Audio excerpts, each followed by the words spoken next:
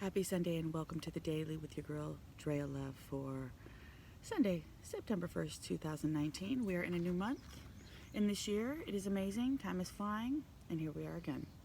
So we're going to check in with Spirit, see what it is that we haven't been seeing. We're going to find out what God wants us to sit and hear today, especially on this Sunday, hear from God, find out what our busy lives have been keeping us from hearing all week. So the card that we got in the pre-shuffle for today was Going Beyond Normal. We have this lovely lady. It looks like she's got like a clock in the middle of her forehead. It's quite an interesting picture.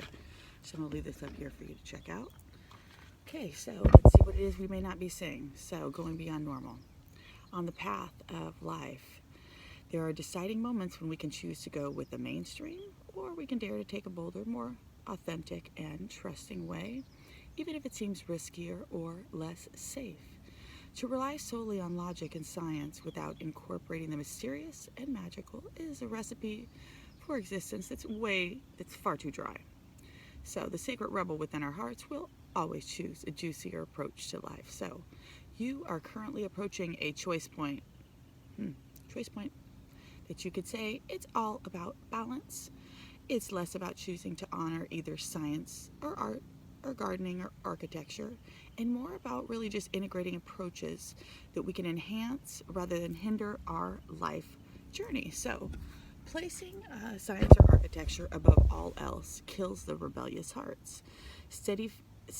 Steadfastly relying on logic proof to complete a set of plans to measure and dictate outcomes will suffocate the soul as well. So basing decisions on limited factors with imbalanced measures of success is unnecessarily limiting. So be careful not to do that to yourself.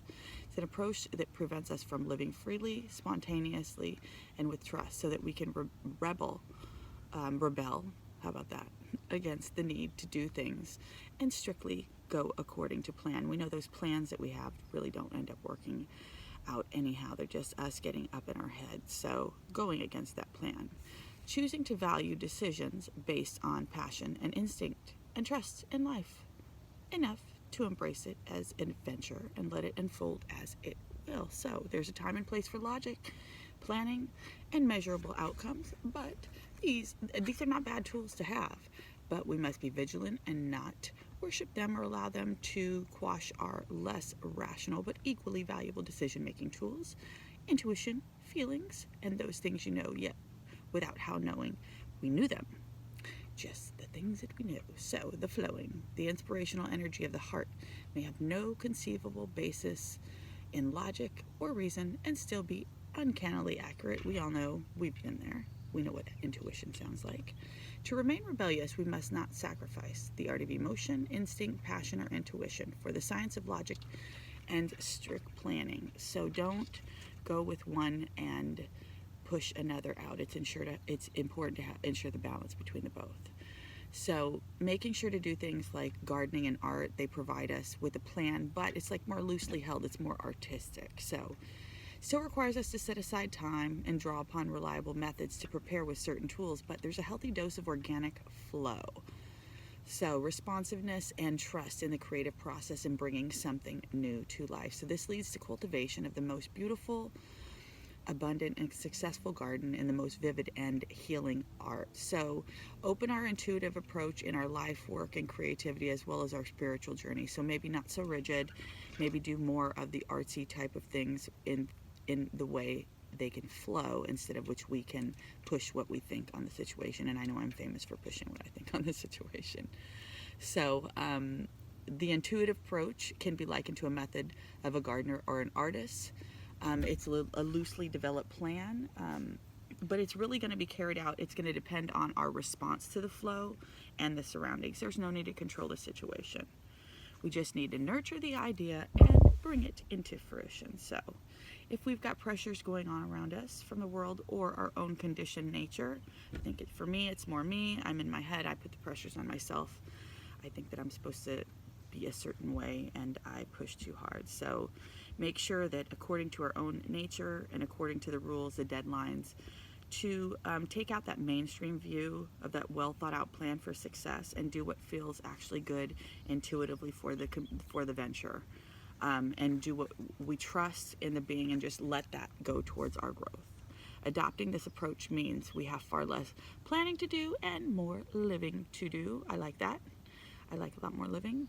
So this is a pure, heart-centered way to manifest your art, the life path, and your essence in practical expression to the world. So it also involves a willingness to be led by nature instead of trying to control a powerful force of life, which is like trying to fit a proverbial ocean in a teacup. And we know that's not going to work. So it's far more intelligent to allow the ocean to be the ocean and learn to swim in it rather than trying to cram it into a vessel that is much too small. So this oracle brings you a piece of guidance saying that you, my friend, are moving outside of the plan.